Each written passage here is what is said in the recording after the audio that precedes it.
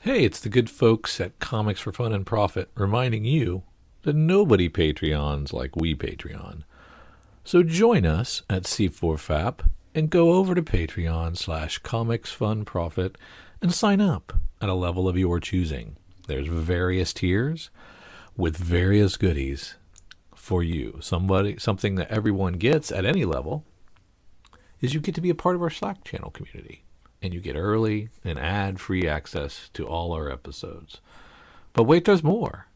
So go over to Patreon/Comics Fun Profit and check out all we have to offer. We urge you, sign up today. And then I'm going to do the countdown. Okay, so All right. 3, 2, 1. Aloha! This is Jason from Hawaii. Welcome to a special edition of the Comics for Fun and Profit podcast. In this episode, I will be interviewing writer Jordan Hart. He is here to talk about his new series, Ripple Effects. It is a 5-part graphic medicine series from Fanbase Press. Issue 1, just came out on Hoopla Digital on June 15th. And the trade will come out, I know, sometime later this year. I'm not sure when, but yeah. And Jordan, feel free to add if you do know when the release date is. That's fine too. Jordan, welcome to the Comics for Fun and Profit podcast. How are you doing today? Thank you. Thank you so much for having me. I'm doing great. It's Monday, and I can't think of a better way to start the week than doing a podcast about comics. And the trade comes out November 2022. So it's up for pre-order now, but we'll release in 2022. All right. Okay, that's cool. All right. Now, so listeners, Jordan has written some what is it, like comics, or is it graphic novels? I should say. Is it A little bit of both. One was a Okay. graphic novel, one was a limited series into a graphic novel. So yeah, all of it. Okay. All right. Now correct me if I'm wrong, and correct me if on the pronunciation too. Your first comic book, and it came out again. Correct me on the year 2016 from OSSM Comics. Correct. Terminarch. Terminarch. Yep. Yeah. Yep. Okay. And feel free if you want to add like what the stories were about. Just jump in. That's fine. Sure. Yeah. Yeah. Terminarch is a fun one. It's a idea I had in high school that I just hung on to. It's like where robots become self-aware and how they always wipe out humanity. I thought it would be interesting to build a story where they didn't wipe out human artists because they viewed human art as something they can't do.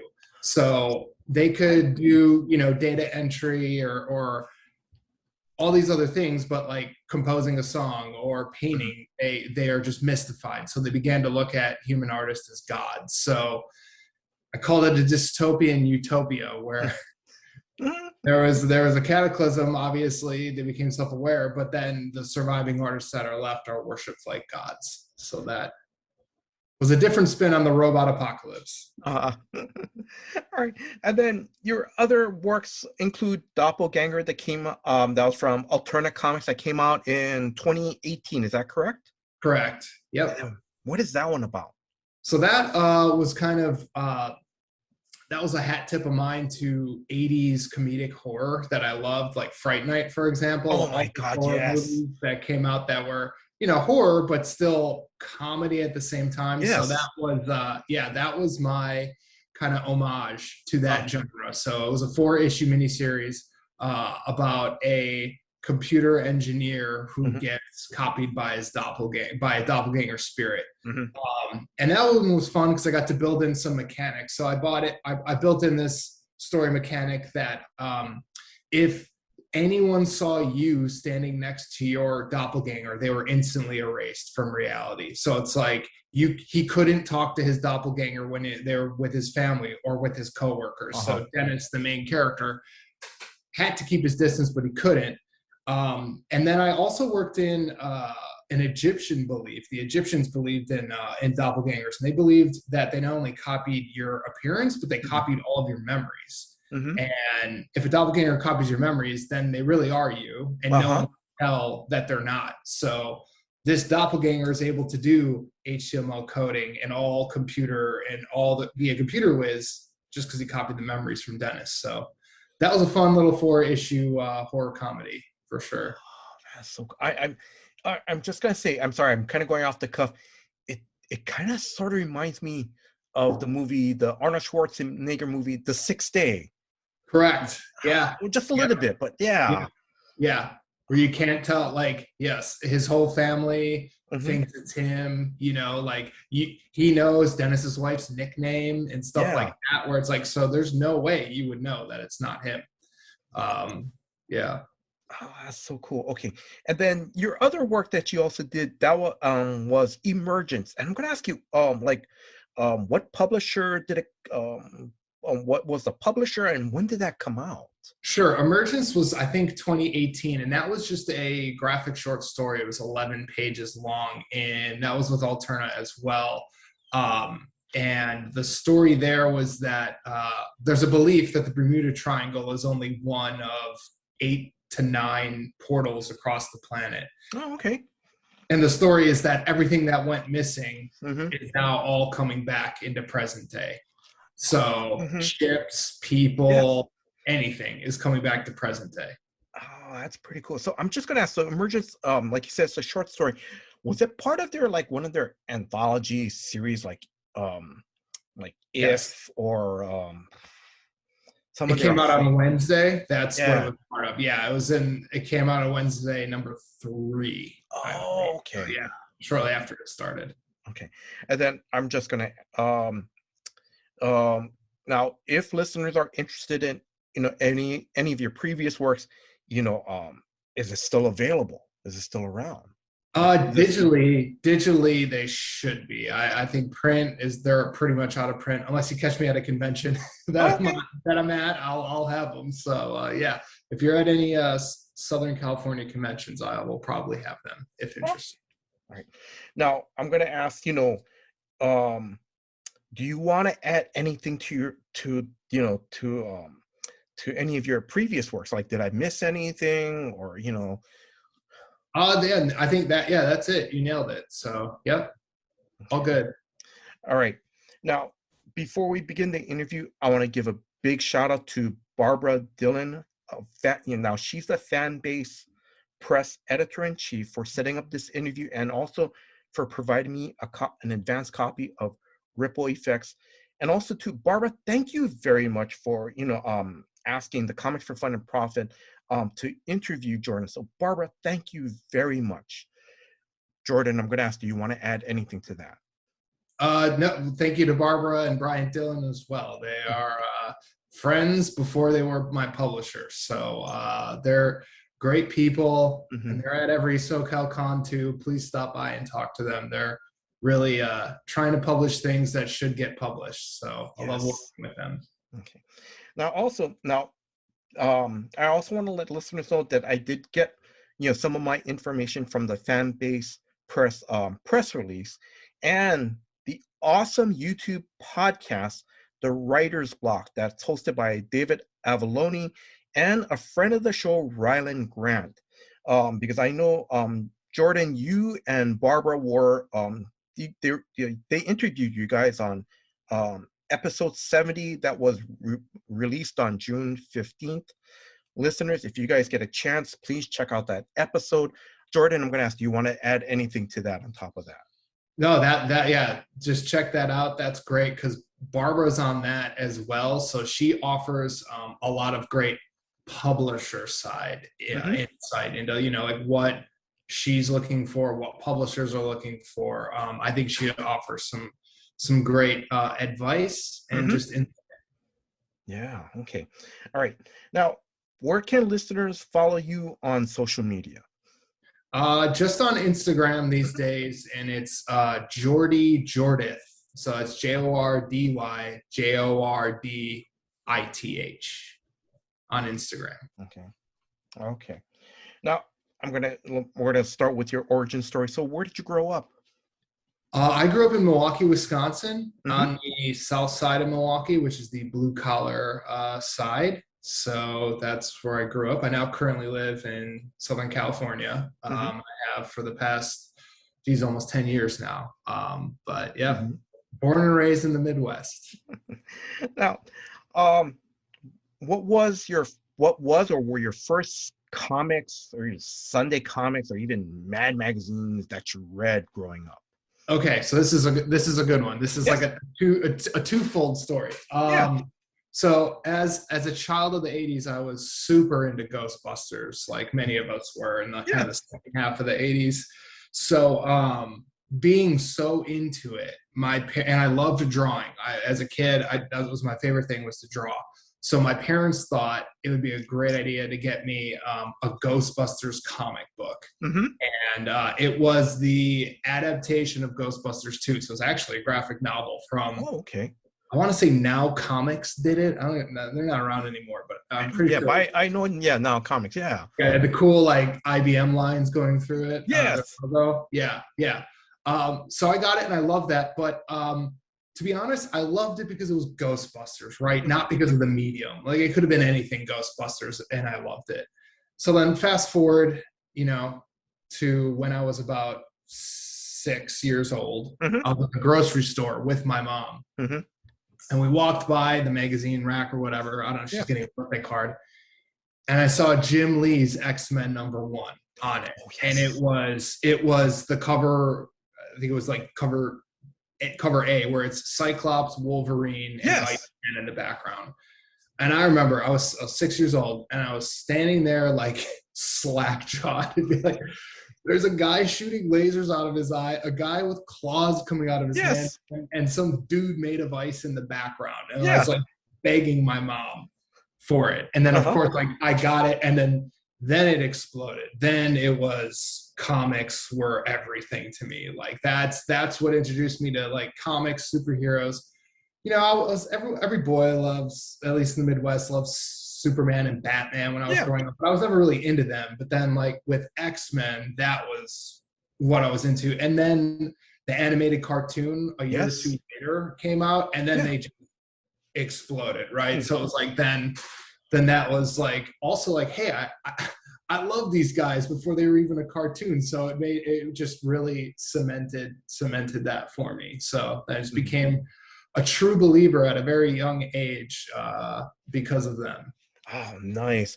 And then off the cuff question, because I know when the animated series came out, there was the toy line from Toy Biz back then. Yes. Did you get any of the action figures? Oh yeah.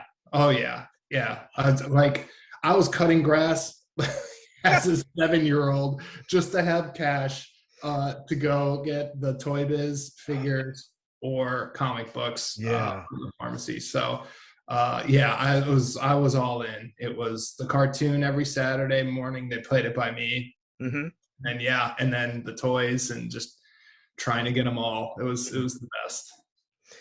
Another off the cuff question: do you have any of your action figures from back at that time, from the 90s? Yes. So the great thing about Wisconsin is that there's basements. So most people, so it's in my parents' basement, but there was a tote of all my figures. And then as I got older, because I opened all of them, obviously. It's just you had to. As I got older and started going to conventions out here, I would just pick up ones in boxes when I saw it. So I picked up like the first one I got was actually Magneto from the first line, right? Where purple, he had the purple blister card, and I think there was a magnet on his chest that you could stuff to. So that and the Wolverine, and I remember the Wolverine came with a katana too, and I was like, dude, this dude has claws and he has a katana. This is the best. So I definitely rebuy the special one. So here, I know it's an audio, listeners won't see this, but I do have this right here. This is the old Sentinel, the Toy Biz Sentinel. Yes. This is from San Diego Comic-Con. I was it's even got the Toys R Us price tag on it on the side. $7.99. But I was just walking by, and it was the last day, and it's in really good shape, and he had it, and I was like, I need that. Oh my God. I grabbed it. I got that a couple of years ago. I think it was probably 2018, Comic-Con 2018. I grabbed that. So yes, I love that stuff. That is great. Okay. Now, before we started, recording and stuff, listeners, behind Jordan, Jordan has these two very nice prints by, and correct me if I'm wrong, from Mondo, correct? Correct. Yep, Mondo. Of a Galactus, it like a up close of Galactus face, and another one where it just shows his immense size. I'm going to ask you, do you want to talk about that just briefly before I ask you the question about Galactus? Sure. Yeah. So, as we were just saying, X-Men were always my favorites. If I had to pick an absolute favorite superhero, it'd be Spider-Man. He's the best. But the Galactus character design for me always just was like fascinating. Like we talked about earlier, when you get his scale right about how big he really is, yes. and just how crazy Kirby went on him with, his typical sci-fi tech style. Yes. He's just one of my favorite character designs in like any medium. It's awesome. I love Galactus. Yeah. Okay. Now, how did Galactus become like one of your favorite characters? How? Yeah.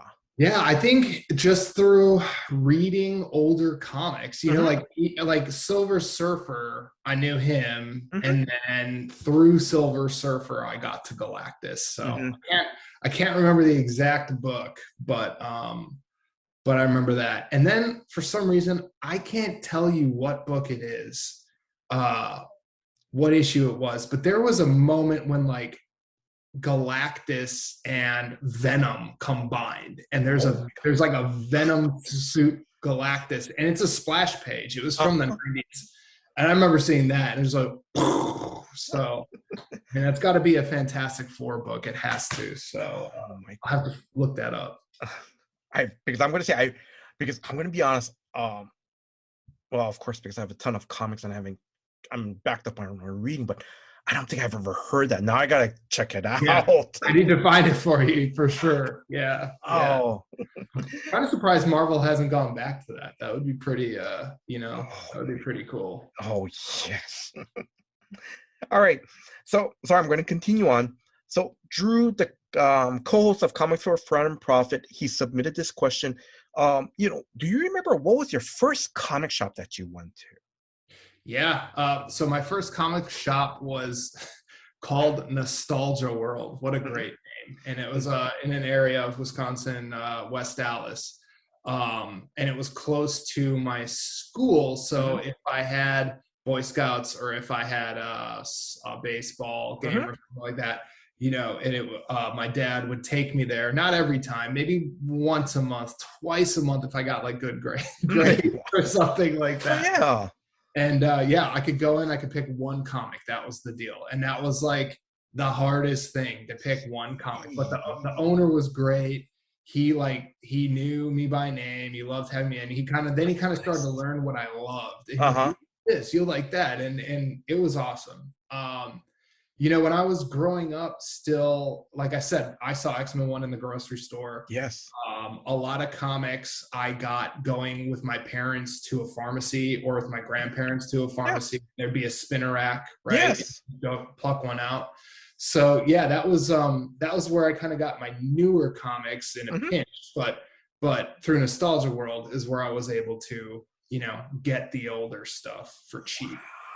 So I kindly remember getting like a lot of the Byrne X-Men and like Silvestri X-Men, all that, and they're like $0.25 each.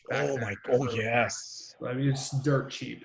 So I got caught up on, like, I think I got the whole set of Secret Wars for like $5, the original ones. Wow, that's cheaper back then. Oh yeah, because and of course and just to get, again, it's like we're talking like the early 90s or mid 90s. Yeah, early 90s. Before, I mean, literally before, like, the huge explosion of speculation and everything. Yeah, I know. I was a little kid on grass cutting money, but if I would have known, like, I could buy X-Men 1 for $120 back then. If I really, beat up version, it's like, man, if only would have known that then. I bet Yeah. if all of us would have known that then, right? Yes. That's the thing. So, And then, sorry, I'm going off the cuff here, Jordan. Now, listeners, the other thing too is that, I just want to let you guys know that when Jordan talks about a spinner rack, because directly behind him is you have your own spinner rack. Correct. So how did you get that spinner rack?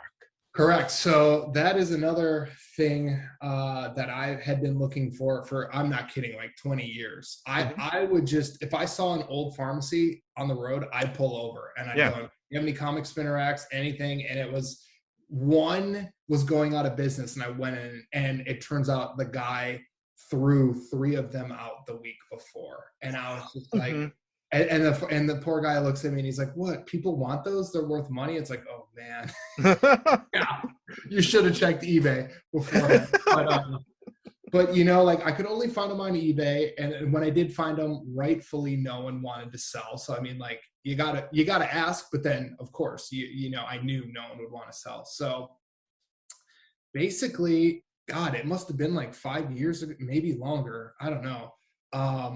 I can't remember his name, sadly, but he did a Kickstarter for the spinner rack, and it was just called Spinner Rack. It was a Kickstarter, and I actually found out about it from Bryant Dillon from Fanbase Press, because I would always tell him I wanted a spinner rack, and he sent it to me, and they offered it in black and white. I got the white because it reminded me of the ones I saw as a kid.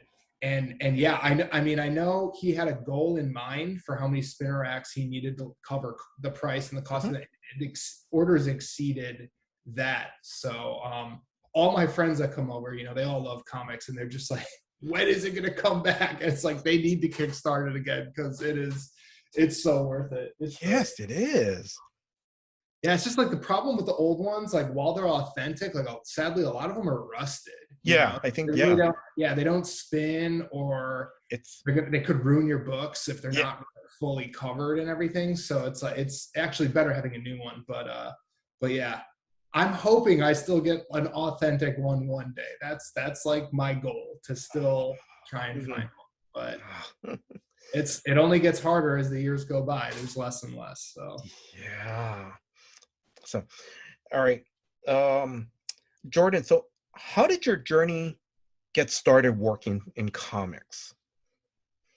Yeah, so I grew up a comic fan, lifelong, as I mentioned. But I kind of wanted to be a comic book artist my whole life until I hit high school, and then I was like, oh, I want to be a stunt double. Thought that was my calling, to be a stunt double in a movie, and I loved it. And then basically, I was not going to go to college to pursue being a stunt double, and my parents convinced me to get my degree. I was the first person from my family to get my degree, so they convinced me to get it, which I'm very grateful. And figuring that I could just do it after, to have something fall back on. Yes. I just got into graphic design. That's what I went to college for then, and still just always loved comics. And basically, I feel like if you really, really love something, you hit a point where you're like, I want to do something of my own. And like, I love this. Can I offer or do something that hasn't been done before? And really, I just kind of remembered how much I wanted to work in comics as a kid, and how like Jim Lee was my ultimate hero, and Tom McFarlane, and all the Silvestri, all the Image guys. And I was just like, why not give it a shot? I know it's going to be incredibly hard, but I just decided to give it a shot. And it was not easy. It was very hard. It was, years of work, but I just never gave up. And finally got in with Terminarch in 2016. Now, I'm going to ask you, at Terminarch, how excited were you to see your name on that comic? Because correct me if I'm wrong, that was your first comic. How correct? Yeah, I was very, very excited to see my name. Also, the excitement came earlier when it was my first comic, and to order modern comics, you have to order through stores, have to order through Diamond previews. That's how they order. Diamond Previews did a spotlight on Terminard. Like they did a feature and like all this stuff. Oh, Did you need to get that? No, Oh, okay. Skeletor just fell off my bookshelf. The air's blowing too hard. Or he's pissed. Skeletor is probably trying to give you a big warning. It's like, yeah. All right, remember ripple effects. No spoilers. You know? Yeah, he's like, stay on track, bro. But Sorry. yeah, so when Diamond featured it, that's when it felt real. It was like, holy cow. And then when it came out, to see it on the shelves of the store that I shopped at, Pulp Fiction in Culver City in Los Angeles, it was surreal. Honestly, it was surreal. And then they, even being my store where my pull was, they put up a poster and all this stuff, and it was just like, man, this is pretty cool. That is so nice. Yeah. Off the cuff question, because I know you said, like kind of like the creators that you looked up to, Jim Lee, Mark Silvestri, Todd McFarlane. Have you met any of them at cons or, Yes. So I've actually met all of them as a fan, not as a professional, but as a fan, all of them at cons, at signings. So, they will all do signings. Todd McFarlane, I met like while he was at the booth, but also he was just walking around. So I just talked to him, was like, oh, thank you, and blah, blah. He was the nicest guy. So cool. To any fan. And then at WonderCon one year, I was taking the elevator down from my room to the convention floor, and it's just me and one other person. I was on my phone, not paying attention. I look, it's Rob Liefeld. I was like, oh man. I started talking to Rob Liefeld, and again, he, as a fan, he was incredibly nice. So they were awesome. It's pretty cool, to that is nice. Look up to these guys creatively as a kid, and then to meet them, it's been great. And now all the creatives I've met, for the most part, modern creators, are the same way. They're great, so can't complain. That is so cool. Okay, now, Jordan, I'm going to move on. We're going to start talking about ripple effects. Now, listeners, Ripple Effects is a graphic medicine series that talks about invisible disabilities. Now, before I start asking Jordan questions and we start talking about the series, there are a couple, I just want to give some definitions that may be used, that if we do, say graphic medicine or invisible disabilities, I just want to give some definition to it. Invisible disabilities, it's also known as hidden disabilities or non-visible disabilities. Now, basically, how I would just describe it, it just looks like, a person just looks physically normal, that it doesn't look like they have any, anything wrong with them. But some people may have a chronic illness and a condition that impairs normal activities of daily living. Some of these disabilities are mental health conditions, diabetes, dementia, and probably some type of heart condition, or we're still in the pandemic, or some type of long-term COVID effects, and also invisible disabilities can also include symptoms such as chronic pain, fatigue, dizziness. Now, also, I'm going to let you know that I got, some of this information from Wikipedia. Now, graphic medicine, I'm going to be honest, the first time I've heard of this terminology when I got the Fanbase press release, it is the quote, use of comics to tell personal stories of illness and health. And again, I got this, from Wikipedia. Now, and listeners, a very good example of graphic medicine is the graphic novel called Just Roll With It. And it was because I interviewed Veronica Arguel and Lee Durfee Lavoie. And Lee, I hope I'm pronouncing your last name correctly. I'm sorry if I butchered it. Now, the story is about Maggie, a sixth grader who's starting middle school, and new challenges that comes with it. And the focus of the story is on mental health and how she learns how to cope with this. And, I'm going to say a shameless plug. If you get a chance, if you've never heard of that interview, please check out the Comics for Fun and Profit episode 710. That episode came out on February 14th, 2022. Now, Jordan, before I continue on, do you want to add anything to that? No, yeah, you covered exactly what graphic medicine is. Perfect. All right. Now, before I start asking Jordan more questions about ripple effects, I wanted to, and sorry, Jordan, I just kind of added this in at the last minute because I love the opening line of ripple effects #1. And I love the first line, quote, and then this is from the character George, what George says. He's a writer, the main character in the story. It's been said that writers are artists who desperately need to make sense of the world. Did you want to add anything to that before I start, asking questions or anything? Go ahead. I thank you for appreciating that line. Thank you. Because it just, to me, it just captured, it just captured what George is probably going through. Yes. Yeah. Yep. So, okay. So, Jordan, I'm going to ask you, ripple effects. What is the story about?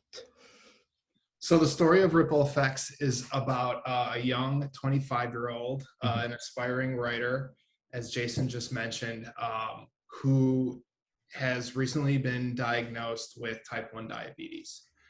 So he had no prior symptoms, nothing that no family history. It just happened to him a few years previous. And the story is him trying to accept that. A lot of chronic illnesses and invisible illnesses do come out of nowhere, and they are very hard to accept and to kind of make sense of. And we'll get into this later, but ripple effect stems from my own invisible illness that came to me when I was 25. Yes. So, that opening line of writers or artists who desperately try to make sense of the world is exactly how I felt, exactly how I think a lot of people feel, and that is like, why me? I was healthy. There's no family history. Yes. Why is this happening? Not that you're looking like the woe is me or that, I'm suffering, and that you just want to find out why it happened, because, I feel like inherently we all believe in some type of karmatic justice, right? That like, like only the terrible things happen to terrible people. And that's just not the case. And so that's where that line comes from. Now, what makes it a superhero story is that for George, what came with his type 1 diabetes also came, it brought along invincibility. Yes. Yeah, it brought along a power that we call damage negation, where basically anything that hits his body just bounces right off, and his body absorbs the impact, and it just sends ripples down his skin from where it was hit. So that came a few weeks after his type 1 diabetes. So Ripple Effects is very much the story of a guy trying to accept his chronic illness, and it came with a gift that he doesn't want, that he doesn't even care about. And that's the real paradox of Ripple Effects, is that he has type 1 diabetes, so he has to inject insulin into his body every day. But the problem is he's invincible, so no one else can do it but himself. So that just opens a whole other slew of problems for him along the series. Okay. And I'm going to ask you, how did you come up with this story? Where did it come from? So as I mentioned, when I was 25, I became very ill after a few misdiagnoses. I was in bad chest pain, and I began woke up in the middle of the night just coughing up blood, a lot of blood, and we didn't know it was wrong. So my fiance at the time, my wife now, we went to the hospital, and they thought it was a lung infection or something called pleurisy. And then they came back and they were like, have you been on any long flights? And I said, no. And like, well, you have blood clots all in your lungs. And we didn't know why. There's no family history, nothing. And basically I learned out we all learned that night that I have a blood clotting disorder. That when I was 25, my DNA just mutated, which is crazy. For my whole life wanting to be a mutant as a kid, and then finally came. But so how he's feeling basically was how I felt. Like I ran 5 miles a day. I didn't drink. I didn't do drugs. So it was like, this just doesn't make sense. And it just my body did what it wanted to do, and then that was it. So I always had that thought into my mind about this would make like a cool superhero story. So I always had that in my mind, and then it was a way for me to kind of turn a personal negative into a positive, where I thought I could take my experiences and put them into a story, so that other people with invisible illnesses would not feel alone and know that other people have gone through it, and that people without invisible illnesses can understand it more and understand what it's like. Because they surely know people with invisible illnesses. They just probably don't know that they have one, if that makes sense. So, yeah. And then, Jordan, this is an off-the-cuff comment, and I'm not, please, I don't mean to be offensive or anything, but, and again, listeners, of course, this is an audio podcast, but me and Jordan are doing this over Zoom, and I'm going to say, if I met you, if I didn't know anything about your medical history, if I saw you at a convention, go, hey, Jordan, how are you doing? You look healthy, you look well, but yet you have, I'm going to say, you have a chronic disease because I'm going to say, I never heard of it. I had to look it up. Yeah,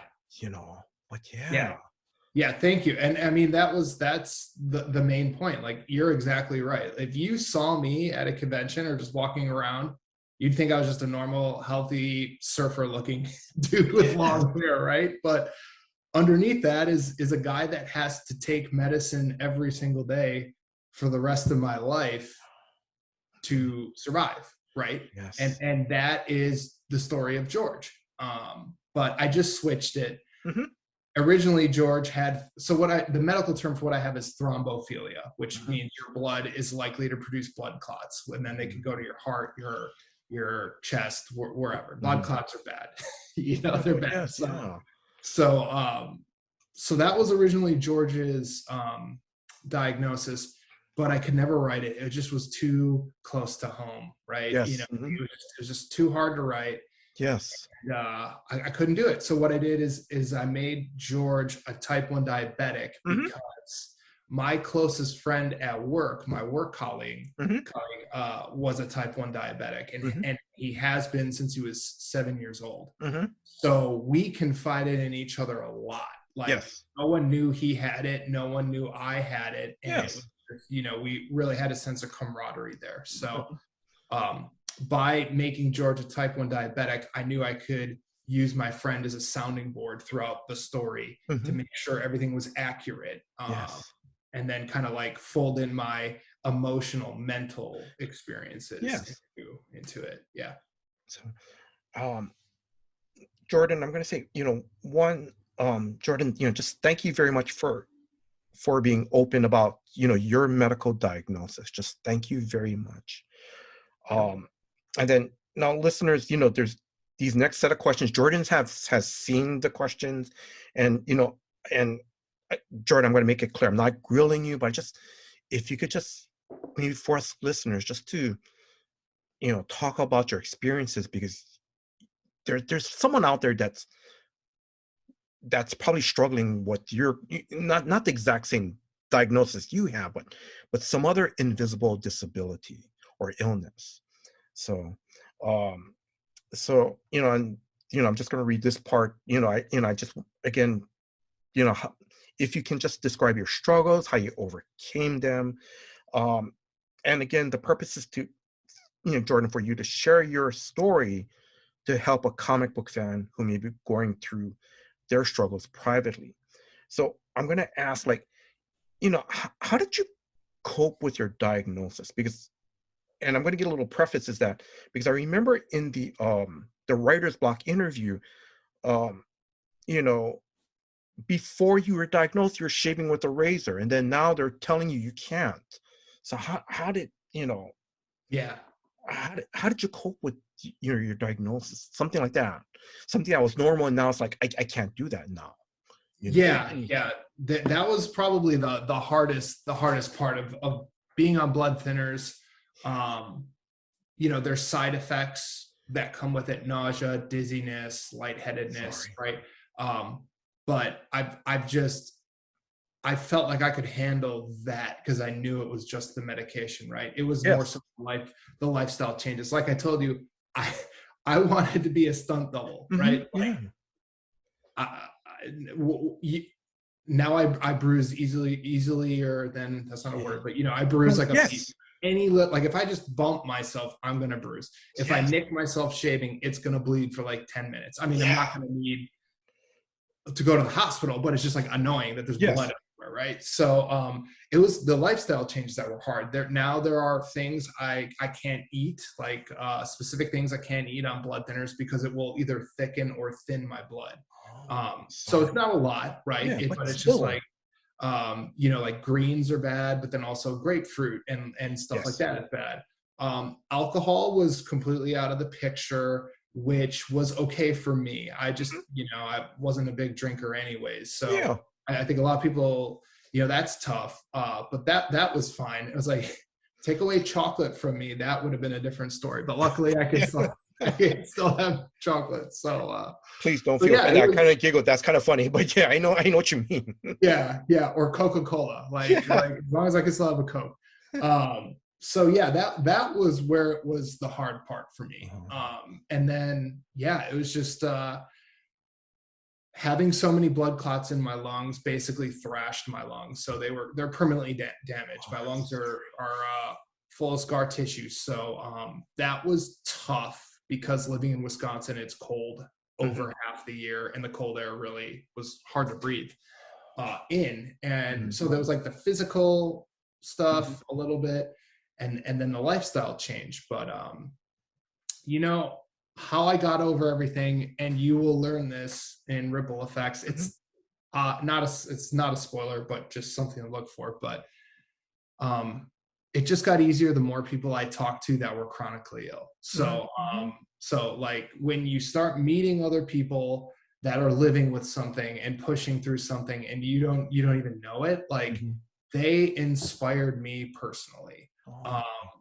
The woman that owned the company that I worked at right before I got sick, she had Crohn's disease, which is that could be very problematic, and it was for her. And she would be gone for a week, and I just thought she was on vacation. And then after I got sick, she became like a sounding board for me. I found out that she was in the hospital, that she was having emergency surgeries, all this stuff. And she would just come into work the next week with a smile, right? So it was like meeting and talking to people like her helped me just accept, right? And then, of course, it's a shock. So you do feel very sad and upset. But like when you think big picture, right? Like my grandmother grew up in refugee camps. She had a much rougher life than I did. And or you walk around a children's hospital and you see children who are much younger suffering. That really gave me the perspective to be like, you know what, I got to change my lifestyle, but I'm still here. And now let's, and that's a big reason, I guess, too, why I started writing comics. Is something I always wanted to do. And then, you get sick and you almost die, and you realize, shit, life. Oh, excuse me. No, you can say, don't worry. You realize life's short. So if you want to do something, do it, and that's also what I learned. Wow. I'm just going to, and I'm going to continue with some of these questions. Like, when you're first diagnosed, did you kind of like do that? How some of us, we do that self-talk, like, I don't want so-and-so, I don't want everyone at work to know, because some people are going to think I'm weak, or they're going to go, or some of them will go, well, can't the doctors fix you? Can't they just give you a pill and you're better? did you go through any of that? Like any of the self-talk and how Oh did you yeah, cope with that? I still go through that till this day. Like that doesn't go away, right? Like in fact, I would say there's going to be a lot of friends of mine that have known me for years that they're going to find out about my chronic illness through ripple effects. Like they're not even going to know otherwise. So yes, there's always that. It's always in the back of your mind, and that's what me and my coworker who had type 1 diabetes would talk about all the time, right? Because it would get in the way of work, and you gotta we felt like we had to scramble to hide it, and it's just, there's great people out there that are understanding and supportive, and there's also people out there that aren't, and sadly that's the way it is. And just like you said, like a lot of people think everything's curable, right? Like, oh, just take a pill, or oh, don't drink caffeine or something, like, that's not the case. So yeah, it's still something I struggle with. On both sides of it. And Matthew who's a librarian, he wrote our foreword for the trade paperback.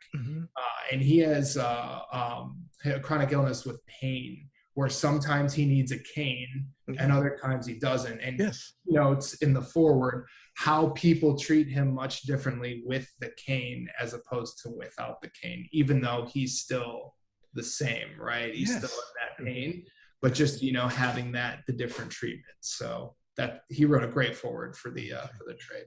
Okay.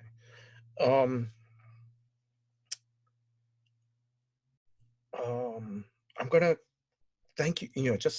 Jordan, just thank you very much for sharing that. I'm gonna kind of continue to move on. Now you saw one of the questions, and I love your positive attitude. Thanks. And I love, and it's like, you saw one of my notes is that, you turned a negative into a positive, and the question I'm going to ask, I'm just going to jump ahead to this one question to wrap up this part here before we start really going to ripple effects, is now I'm not making light of your situation, but during all this, were there any funny moments or even a bright spot during all, what you're going through? And I'm going to say, for example, like for me, I'm taking Plavix. It's a blood thinner. Just recently, my doctor's office left a message on my iPhone, and it was transcribed as pelvic medication.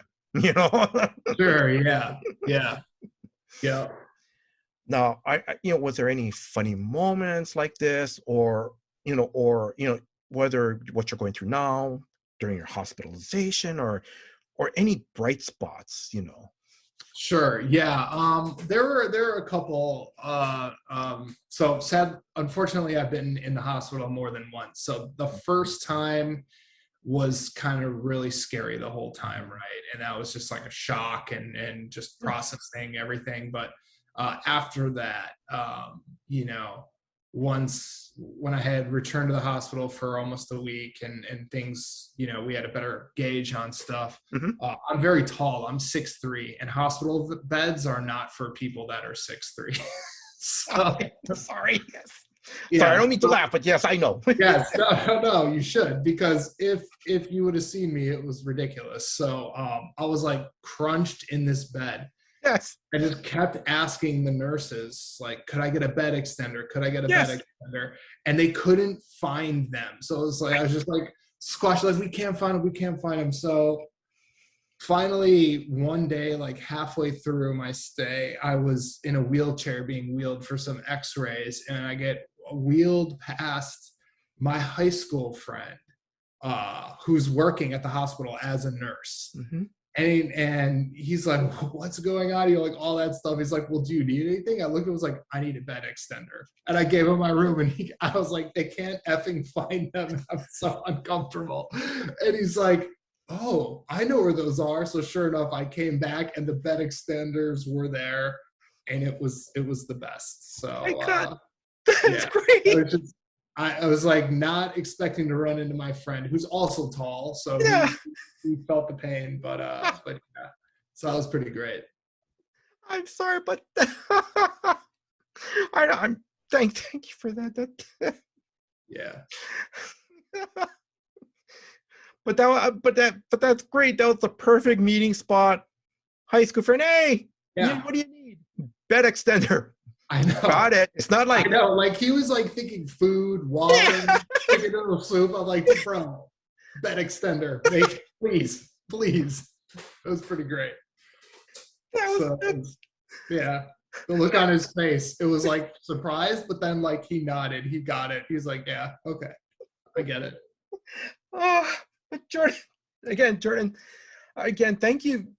Again, thank you very much for sharing, some of your experience, what you're going through, what you've been through, what you're going through. And just thank you for, just being open about, what you're going through. Just thank you very much. Of course, no problem. And thank you for that very funny story too. Yeah. All right. Now, I'm going to ask you, how did you come up with the title Ripple Effects?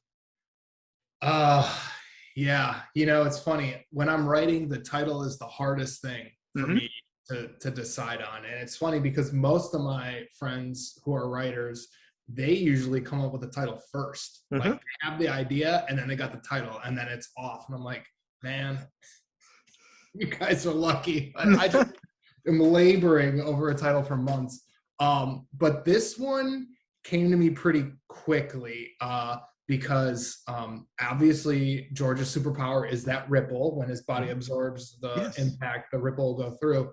So ripple effect, to me, it applies to his power, right? It's the effect of his power.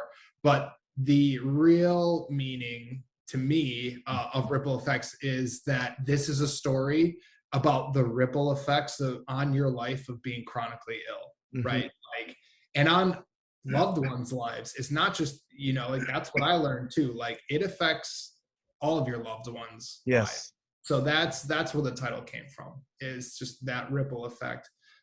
And I'm not saying it has to be, it's a always negative ripple effect. There's good and bad things that come from it. So yeah, that's the real meaning. Oh, okay. All right. And then, who are your main characters in the story? Sure. So yeah, my main character is George Gibson, who has the power. And then the kind of secondary character is, her name is Kristen Gutierrez. She is the most powerful superhero in SoCal. And her name is Salvadora because she saved a cruise ship of people off the SoCal coast. And they named her, the press named her that. And that's also a point in the story, is that, she didn't pick that nickname, the public she goes by it. But she's essentially, your Superman character, right? She can fly, she's invincible, she's the strongest of all the superheroes. And then as well, the other big character is her uppercut, no spoilers, uppercut he's a Robin Hood figure where, it's easy to chalk him up as a villain, but everything he's doing is kind of to help people who can't help themselves. So I look at him more as like a super powered, aggressive Robin Hood. And that's like one of my favorite characters is Magneto. And I what I love about Magneto is that in any issue, he could be the good guy or he could be the bad guy. It just depends on what's going on. And that's kind of what I wanted Uppercut to be. Oh, okay. All right. Okay. Now I understand. Okay. All right. Because I read the first issue. It's great. Yeah. And because I know Uppercut and Salvador, there's some type of a relationship there. Because yes, correct. And I'm not going to spoil any, but I know Uppercut kind of mentions to Salvador, hey, we grew up far away from, because I think they were robbing some high-end Beverly Hills, Beverly Hills robbery. Yep. Yeah. Okay, now I understand. Yeah. Okay. All right. Now, my next question, I know already George has type 1 diabetes, and I'm going to ask you, may I ask, why'd you make George like kind of like and correct me if I'm wrong because I kind of forgot, but you kind of made him sort of invulnerable to things, correct? Yes. Yeah. Yeah. So why did you choose him to be invulnerable? How did I that idea just, come up?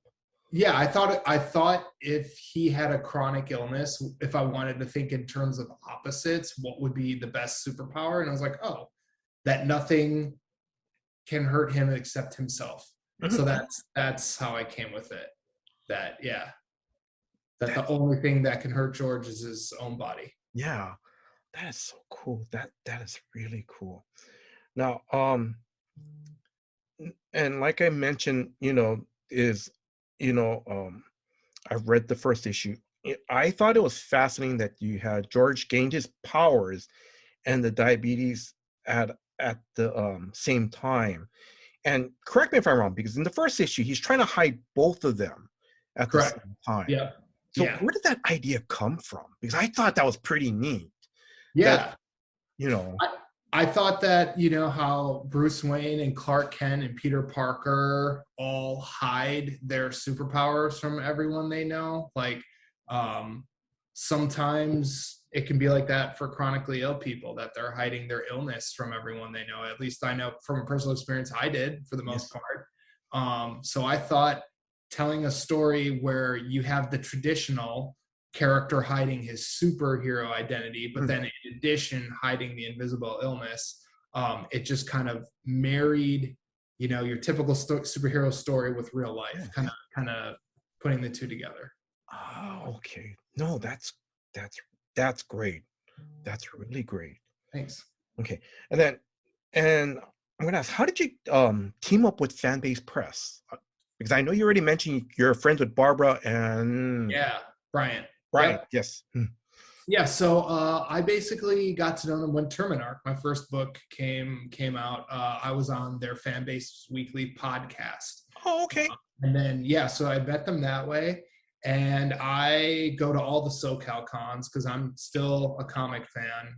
You'll see me digging through all the old short and long boxes. Just look in the comic dealer section. I'll be there. So we just always stayed in touch, always kind of hung out. After that, I did their podcast a few times. And then, basically I had the idea for Ripple Effects, and I felt like they would be the ideal publisher just based on the type of stories they publish and the care they put into the stories. And I'd say the respect they give the creators. So I just ran it by them, and I did not pitch to anyone else. And I was like, I would like to go with you, both of you, but obviously no pressure. I mean, and like, this is not weird, but I think what your values align with this, and sure enough, they wanted to publish. So that's how it happened. That is pretty cool. Now, how did you team up with your artist? And I just realized I'm going to butcher his last name, Bruno Chirulo. Okay. Yep. Thank you. Fanbase Press put out a call for submissions for artists, and we got a bunch of great submissions. It was actually really hard to decide because they were all different. Everyone had a different style, and they were all great.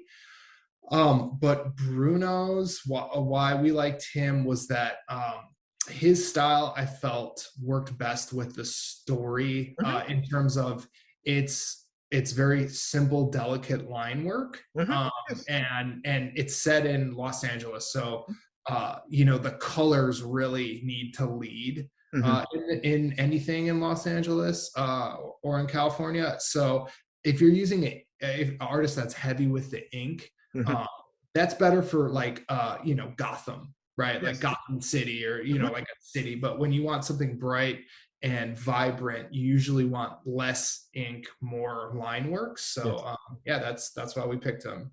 He was great to work with. And then off the cuff question, because I know you're a colorist too, is that correct? Yeah. Yep. And you did the colors for this book as well too, correct? Correct. Yep. Correct. Okay. And then now I also, do you want to give a shout out to the rest of the creative team? Yeah. So the rest of the team definitely the color flatter who helped me with all that's all the hard work. That's Shane Cadlick did that. So Hmm. he was awesome. And then our letterer was Oceano Radsford, who did Hmm. a fantastic job. And then my friend Justin Harder did the covers for all of the issues. So Hmm. yeah, that's the creative team right there. It was great. Okay. Now, I'm going to ask, and for our listeners, can you tell our listeners, where they may have seen Justin's other works, some of his other works. Yeah, so Justin Harder, my friend, is actually the owner of Klaus Studios, and that's his Instagram handle. If you want to check out his work, it's fantastic. He's a illustrator for TV, film, and kind of advertising Hmm. commercials. So he did the end titles of Deadpool 1, the stick figure guy that Yes. comes out at the end credits on red. So he drew all of that. And when Terminar came out at WonderCon, I was there signing posters, and Justin had a booth a couple of tables down. And I was like, "Oh, my brother's a huge Deadpool fan. Like, could you mail me a sketch to give him for your birthday?" And he's like, "Yeah." He's like, "Where do you live?" And I told him, he's like, "That's where I live." And it turns out we lived literally 7 blocks from each other in Wow. Santa Monica, and we had no idea. Yeah, so we just stayed friends. So yeah, Justin was the artist of the Thor, the Dark World end titles as well. Yes. He also did My Little Pony, Mhm. Book of Life, and then he's basically pitched on just almost every Marvel movie. And then his latest Marvel thing is he did the Blade logo for the new Mahershala Ali Oh yeah. film. Mhm. Yeah, Yes. so he did that logo too. But he has such just visually striking, bright, vibrant style that I knew his covers would be great, Hmm. and I just couldn't be happier with the way they turned out. So issue 1 is a good introduction, but Yes. they just get crazier because now the new issues will be people in costumes, and it's like this great marriage of pop art with Hmm. comic art, and I love it. Because because I remember looking at the first cover. It's really good. It's just all it is George Yeah, because he's kind of like an Uber driver. He's not a pizza yeah, delivery. Uber Eats delivery guy. Yep. Yeah, because Yeah, on the cover, you see him having the pizza, and then you just see that ripple of, the ripple effects around him. yeah, It's just pretty cool, yeah. you It know. was awesome. Yeah, Yeah. I'm glad. Thank you. I'm glad you like it as well. I'll make sure to tell him. I don't know. Thank you. All right. Um, Now, and listeners, whenever you listen to this interview, the first issue is already out, and it came out digitally via Hoopla Digital. Came out on June 15th. Now, Jordan, what were the advantages of working with digital? Yeah, I think the biggest advantage for me personally as as a writer is no page limit, right? Yes.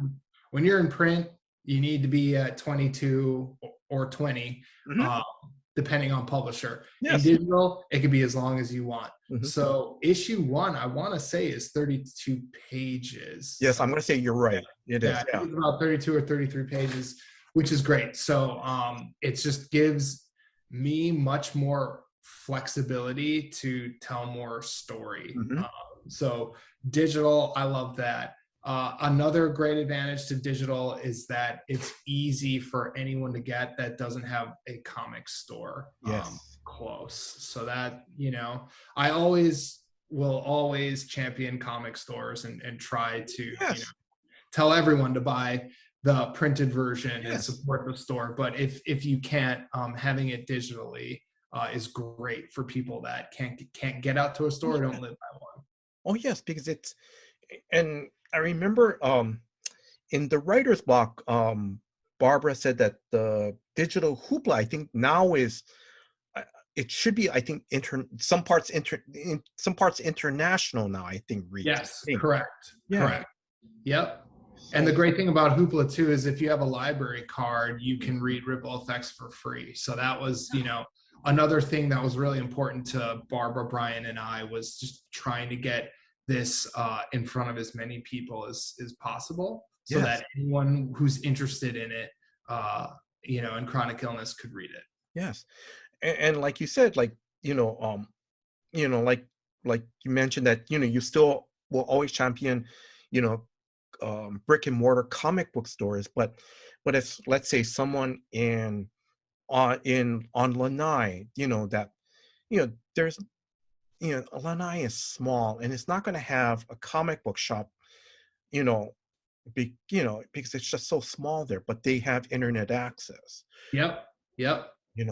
Or in or in the heartlands where it's like somewhere in the middle of Montana, it's correct. They have internet access, but correct. Yep. And that was important to us. Yep. No, that's just great. Okay. Now also too with ripple effects, because at the end of each issue, there's something called unseen ripples. Now correct me if I'm wrong. Now, unseen ripples are kind of like personal essays that you guys had from people who write their different experiences of invisible disabilities. Correct. Now, may I ask, how did that come about? Yeah. So Barbara Bryant and I, we were really focused on having bonus content in each issue. Like we really wanted to have stuff that further, spoke to and educated about chronic illness and invisible illnesses. And, we had kicked around, like, do we do infographics? Do we do special interviews? Do we do all of this? And we were working on it for a few months, actually. And then Barbara and Brian just had the idea and said, why don't, this story is so close to you telling, your story through fiction.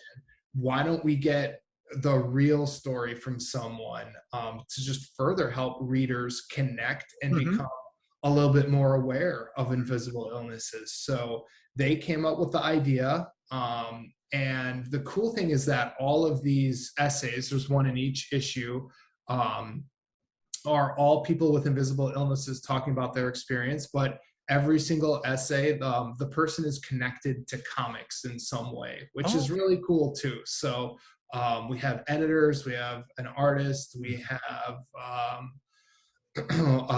in-house. I do the fifth one. So everyone is connected to comics in some way, which we thought was really cool too. Yeah. And this is off the cuff, and correct me if I'm wrong, because I know I think the first Unseen Ripples is from Dr. Teresa Rojas. Correct. So basically, she talked about her type 2 diabetes. Yes. And then each Unseen Ripple, what I love about it, because I remember reading in the press release, is that one will cover like a mental health issue perspective. Yep. One will talk about like, another different disability, I think multiple sclerosis, I think. Correct. Yep. And it kind of, to me, it's kind of neat that it talks about the general things that we hear about. And I think what I love about it too is that like you said, that yours is going to be in the fifth one, where it's like, it's going to be one of those, if it's outside of the medical community, really outside of the medical community, nobody knows about what you're going through. And totally. It's those rare ones, and it's like, at least, and that's great, Thank you. Yep. Yeah, that was exactly the goal. So glad you feel that way. No, but yeah. Now, already, the again, The first issue is already out. May I ask, did you get any? What were some of the fans' reactions? Did you get any fan mail or anything like that, or any response yet? Yeah, it's the reactions have been great, which is really great to see. Like the reaction that we've gotten a couple of that makes me smile the most and makes me the happiest are the people saying that I have a chronic illness and this is exactly what it is like. And I've have a chronic illness and I've never seen a superhero that lives a life like what mine is. So, Yes. In issue 1, George isn't even in his George doesn't have a costume. Yes. He doesn't even have a costume. So it's like, this is really just George's life, even though he has superpowers. It's what his life is like with diabetes. And, getting that review that, from people like me that have an invisible illness and are like, I've never seen a hero. And it's great. I love it. So. Yes, because because when you were talking about that, because the only superhero that the only character in comics I can think of that has an invisible illness is Clint Barton's Hawkeye. Because in Matt Fraction's that very famous story comic book. My favorite modern run is the Fraction Aha. Yes, because it talked about his deafness. Yeah. Yep. Yeah. But now it's like, but if I pick up, and again, it's not, I'm not criticizing Marvel or anything, but now it's like when I read it, it's like Hawkeye's, he's, we don't hear him having, shoots, man, my hearing aid's out again, or, shoots, Ultron uses that, the ultrasonic disruptor, it blew out my hearing aid or something, Yeah. Yep. Yeah, I agree. But sorry, I kind of got off track there, but I wanted to I'm going to ask, will we see more of George's story in the future, or will we see more stories of this world? I hope so. The world is pretty big, and it definitely ends in a way that it's a good ending, but it's also not. There's room to keep going, if that makes sense. So, Yes, yeah, like there's resolution. The story, is satisfying ending, but there's definitely room to keep going. So, yeah, it could be fun. Okay. All right. Now I'm slowly wrapping things up. So, we already talked about that you're a big Galactus fan. How big is your Galactus collection? It's not that big. I have a few figures, and those 2 posters are kind of the centerpieces. But the comic collection, the X-Men collection, it's pretty big. I've been going to conventions since they were in community centers and Radisson Inn and Holiday Inn lobbies, not even in a reception room. They're just in a lobby. So bowling alleys, that was a big one in Wisconsin. You go to a little party room in a bowling alley, in the back of a bowling alley, and there's just all these long boxes. It's heaven. It's very surreal to go to like San Diego or New York Comic Con now and be like, holy crap, like this is from bowling alleys to this. It's very surreal. All right. I'm going to ask, did you back that HasLab crowdfunding Galactus action figure last year? Yes. Wow. I have no idea what I'm going to do with it. It's so big, but yeah. I hear you. Hasbro, I think Hasbro's been doing a great job lately, especially their 3 3/4 GI Joe sized Marvel figures that they've been doing lately. The Marvel Legends, they're so great. They've been nailing it. I'm going to say exactly the same thing. It's like, I back that. I have no idea where I'm going to put this. I mean, yeah, I know. Did you see pictures? Because I know when people finally got their Sentinel figures, did you see pictures?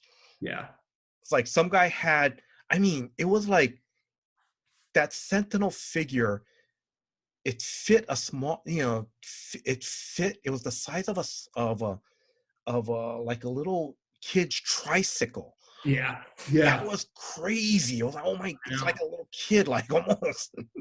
Yeah, I think it was Comic-Con 2012, I want to say. Hasbro had an exclusive at the show that was the Shield helicarrier. And like we saw pictures of it and we're like, oh, this Shield helicarrier, awesome. I remember me and my brother were there. And then we went to the Hasbro booth and we saw the box. Okay. It's like 4.5 feet long. We're like, never mind. Like that's not fitting on the plane. That's going to cost so much to ship. Like, yeah, where am I going to put that? But yeah, I think it's cool that they make stuff so big because it's like if you got the space, like that's pretty awesome. So, but yeah, just a constant question for me is where am I going to put this? But at least that Shield helicarrier, at least you and your brother physically saw it. Yeah. I mean, for me, I just see pictures and I have no idea how big this thing is. Yeah, totally. Okay. All right. Like I'm slowly wrapping things up. So what is the most fun or exciting thing you love working in comics? Going to conventions and that's been the a major tough part of COVID, right? Is the no conventions. It's like ripple effects. I haven't met any of the other creatives on this book besides Justin, the cover artist. I haven't met them in person ever. And normally like conventions are where you do meet the people that you collaborate with and everything. And also as we were talking about, like I have a pro badge to the convention, but I'm still a fan. Like I'll always be a fan. And it's like, if there's a good panel, I'm going to go to it. If there's an awesome exclusive at Hasbro, I will wait in line at 4 a.m. for it. Like I take pride in being a fan first, right? Yes. Because I feel like those are the best comic creators are the ones that are still fans, right? Yes. And you can tell when you do it. So conventions, have been tough, but that's my favorite part, getting out at a convention. And normally I go to a bunch every year and it's a blast. Okay. So I know you already mentioned about, one of the fun exciting things you love working comics is going to conventions. Do you have either one or a couple favorite convention moments as a fan? As a fan? Yeah. I mean, 2019 Comic-Con, I was walking in right down 5th Street, which is the main road in downtown San Diego, gas lamp, where it's shut down. And I see this big guy. I'm like, that's got to be a bodyguard. And slowly walking behind him was Patrick Stewart. And I'm like, oh man, like that's Picard, that's Professor X, like everything. And like, he must have been going somewhere. They were in a hurry. They weren't lollygagging, but like, seeing him in person was pretty awesome. Another random, like one of the craziest nights of my life, well, not craziest, but like craziest that it happened. New York Comic-Con 2012. My wife and I were there, and we just went to one of the hotels just to get dinner. And 2012 Game of Thrones, not many people watched it yet, right? Like it was just after it just started, not many people watched it. We're sitting at the bar eating dinner, and it's her on my left, and I look to the person next to me on the right, and it's Kit Harington. It's Jon Snow. And no one knows who he is because no one's watching Game of Thrones. My wife and I obviously had watched every episode, and like we're dying on the inside. Oh my God, what do we do? So she's like, what are you gonna? I was like, I'm just gonna start talking to like a normal, like I don't know who he is. We ended up like hanging out with him for probably 3.5, 4 hours, I would say, just like talking about everything, because he was there for the show too, and he's getting dinner, and it's just like, it was nuts. And like I said, no one knew who he was, and that was the craziest thing. So that's probably like my number one con experience, is just hanging out with Kit Harington. And he was great. He was great to me. He was great to my wife, and we were just nerds hanging out, eating dinner. So that was pretty awesome. But I think the cool thing was you just treated him like a normal guy. Yeah. Oh my God, hey, I see you on, and because I would have, I'm sure that would, Yeah, I agree. I think that's like the key, right? Living in LA, you see it that Mhm. a lot of times I feel like celebrities just want to be relaxed and I guess treated as normal as they can Yeah. be. Not all of them. So I feel like, yeah, if you see Arnold Schwarzenegger working out at Gold's Gym, if Mhm. you ask him for a picture, he'll probably say no. But if you ask him to spot you on the squat rack, I've heard he says yes. So it's like you just got just find the common ground. So Mm. yeah, just find the common ground. But I gotta say, but that's pretty cool that Kid Harington, you guys hung out for like almost 3 hours, just talking Yeah. story. Yeah, it was great. It was fun, and that's a great thing about cons. Like when a lot of people from Wisconsin would come visit my wife and I in LA, and like, we want to see celebrities. We'd love to see a celebrity. It's like, well, Yeah. if you really want to see a celebrity, just go to San Diego Comic-Con. I Mhm. mean, they're going to be everywhere. Yeah. So that's my hack to anyone. Obviously provided if they can get a badge, but Yeah. I mean, even if you just hang out downtown, you'll see celebrities walking by. It's pretty fun. I have two off the cuff questions because I want to circle back. I know you said you're a big Ghostbusters fan.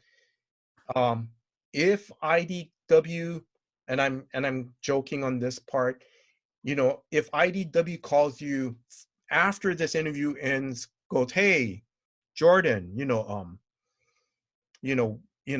heard about you. You want to write a miniseries for Ghostbusters. Do you have a story pitch for them?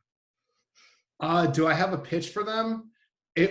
Well, I used to until Ghostbusters Afterlife came out, and now it's like, well, that's way better, and it's pretty much the same thing. But yeah, I feel like I have a story pitch for them for sure if they were to call. Yeah, I would be ready for sure. And then because you already mentioned Patrick Stewart, you saw Patrick Stewart.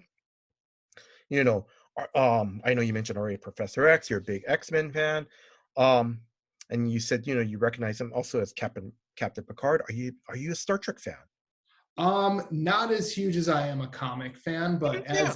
as a kid, like I remember they always used to play Next Generation on Sundays for whatever reason. Like Sunday mornings, Next Generation was on, so I'd always just have that on while drawing as a kid. So yeah, all sci-fi genre I love. So yeah, it's I love that for sure. Oh, that's pretty cool. Okay, I'm gonna slowly wrap things up. Have you and your family been to Hawaii? As a matter of fact, my wife and I just went to Hawaii for the first time last month ever. It was actually both of our first time ever leaving the mainland. We had never left the mainland before. Her sister got married there, so yeah, it's funny. So I'm from Wisconsin. I live in California, close to the ocean, and like for the Midwest, this is a vacation where we live. Like this is where Midwesterners come. So we always want to go to Hawaii, but I was like, well, we have the ocean here. We have 70 degrees here. Like, I really want to go to Hawaii, but it's so expensive. And so it finally took her sister's wedding to get us out there. And I'm not kidding. We were there for probably 2 hours tops. And we just looked at each other like, we get it now. This is the best place ever. You know what I mean? Like, it's not comparable to California. Yeah. And it's worth every penny. So like that was our joke. Is like we get it. We get it. This is it's paradise. So yeah, it was one of the best vacations I've ever gone on. And like I said, our first time leaving the mainland ever. And I can't think of a better place to go. So we were on the Big Island. We were there the whole time, but yeah, we enjoyed it. Where are you? I'm on Oahu, so I'm on the main island, but yeah. But the Big Island, that's the perfect place to be because, it's because I always and again, it's just to describe a little bit of Oahu is is the main island. This is where it's like it's the metropolitan area. You're going to see big buildings. You're going and I mean we have our mountains, we have the blue skies, and pretty much wherever you look, you're going to see the ocean. Yeah. But the Big Island, there's certain parts of the Big Island where it's literally untouched.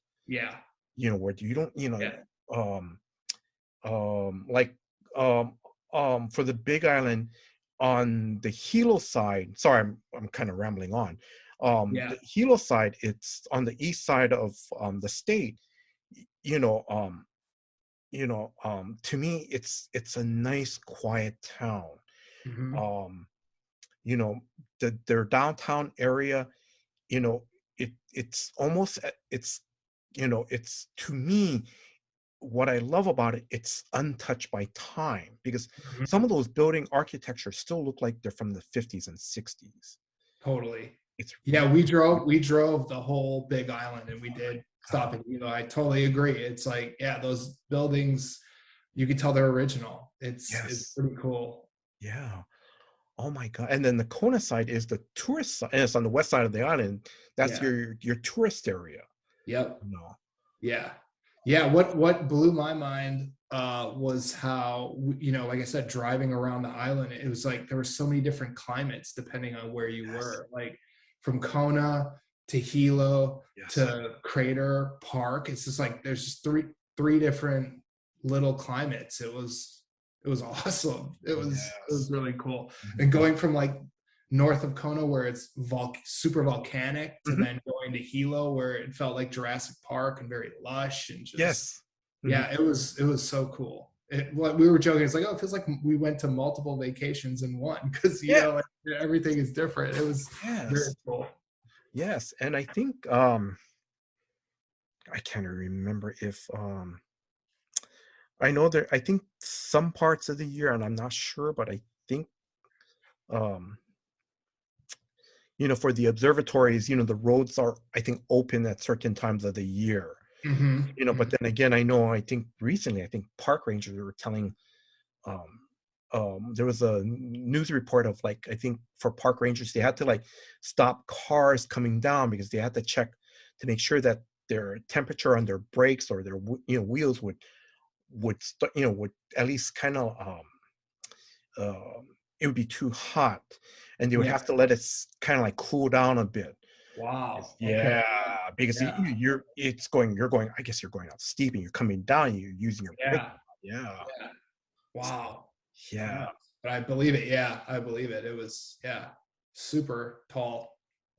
Pretty cool to see. All right. Last question. Any closing words to our listeners? Thank you for listening. Thank you for, supporting podcasts like this. This is what being a comic fan is all about, and we're a strong crowd, us comic fans, and it's pretty cool to see the respect that comics are getting now because Yes. when Mhm. I was getting swirlies in grade school for an X-Men backpack, I did not think the guy giving me a swirly would be wearing a Captain America shirt as a father 25 years later. So it's a very surreal time, which is very cool. Mhm. So yeah, thank you for your time and thank you for listening. No, Jordan, I wish you all the success with ripple effects. I really do. And I want to not only thank you for your time, but thank you for opening up, you know, um, being a little vulnerable about telling about, y- you know, what you're going through, and some of the things that, with your illness too. Is just thank you very much for being open to that, to open up. Just thank you for sharing that. Thank you very much. Oh, you're welcome. Thank you for listening. No, Thank thank you. you. Um, I also want to thank Barbara of Fanbase Press, for help setting up this interview. Again, Barbara, thank you very much. Thank you very much. And if you are a new comic book reader or a lifelong comic book reader, please check out Ripple Effect from Fanbase Press. Now, the individual issues are available on Digital Hoopla right now, and you can pre-order the trade through. Now, Jordan, correct me if I'm wrong, www.fanbasepress.com. Is that correct? Correct. Yeah. Yep. Correct.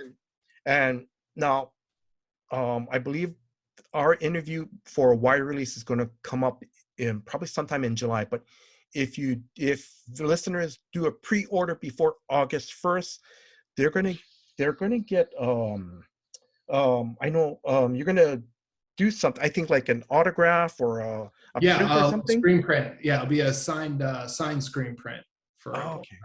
Yep.